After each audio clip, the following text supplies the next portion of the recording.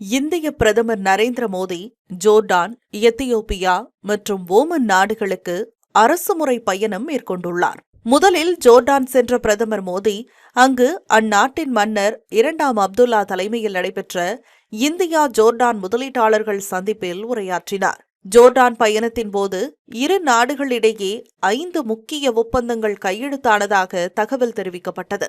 பின்னர் ஜோர்டானில் தனது பயணத்தை முடித்துக் கொண்டு அடுத்ததாக எத்தியோப்பியா சென்றார் பிரதமர் மோடி. கடந்த 15 ஆண்டுகளில் அந்நாட்டிற்கு சென்ற முதல் இந்திய பிரதமர் இவர் என்பதால் இந்த பயணம் அதிக முக்கியத்துவம் வாய்ந்ததாக கருதப்படுகிறது. அண்மையில் இந்தியாவின் ஆதரவுடன் எத்தியோப்பியா பிரிக்ஸ் அமைப்பில் உறுப்பினராக இணைந்துள்ளதால் இரு நாடுகளுக்கிடையேயான உறவை இந்த பயணம் மேலும் வலுப்படுத்தும் என எதிர்பார்க்கப்படுகிறது.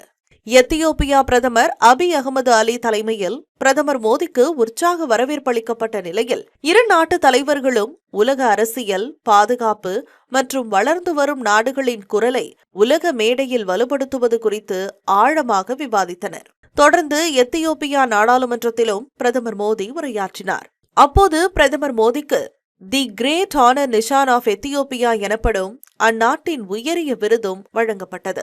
இந்த பயணத்தின் முக்கிய அம்சமாக சோலார் மின்சாரம் தொடர்பான திட்டங்கள் குறித்து இரு நாட்டு தலைவர்களிடையே விரிவாக ஆலோசிக்கப்பட்டது. குறிப்பாக எத்தியோப்பியாவில் சோலார் கூரைகள், சோலார் பம்புகள் அமைக்கும் திட்டங்கள் மூலம் மின்சார வசதியை மேம்படுத்த திட்டமிடப்பட்டுள்ளது.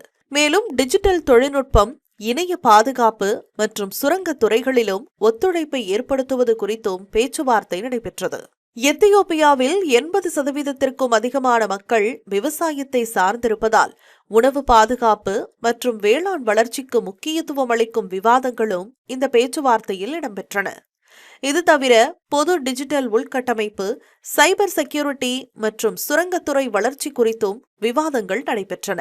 இரு நாடுகளிடையேயான தற்போதைய வர்த்தகம் $571.52 மில்லியன் கடந்துள்ள நிலையில் 650க்கும் மேற்பட்ட இந்திய நிறுவனங்கள் $5 பில்லியன் அளவிற்கு எத்தியோப்பியாவில் முதலீடு செய்து வேலை வாய்ப்புகளை உருவாக்கியுள்ளன.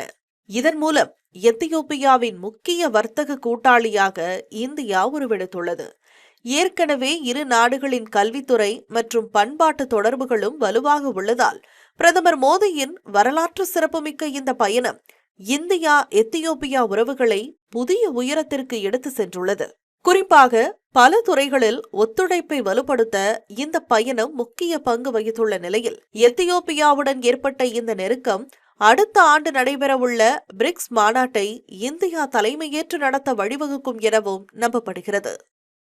மதுரை மக்களே, மதுரை சிட்டிக்குள்ள அதுவும் உங்க பட்ஜெட்குள்ளேயே பிளாட் வாங்கணுங்கிற கனவு இப்போ கைக்கூடி வந்தாச்சு. மதுரையின் முதல் ப்ராஜெக்டில் ரோட்டுக்கு காசு இல்லாததால் 72 மணி நேரத்தில் 533 மனைகள் விற்கப்பட்டன. மீண்டும் ரோட்டுக்கு காசு இல்லாமல் பிரீமியம் வில்லா மனைகளை மதுரை வேலம்மாள் மருத்துவக் கல்லூரி அருகில் அறிமுகப்படுத்துகிறோம். Launching G Square Vagay Crest, Madurai Velammal medical college அருகில். Early bird price RERA approved villa plots வெறும் 9.9 lakhs %. சிட்டிக்குள்ள பிளாட் உங்க கனவு வீட்டுக்கான perfect spot. For bookings call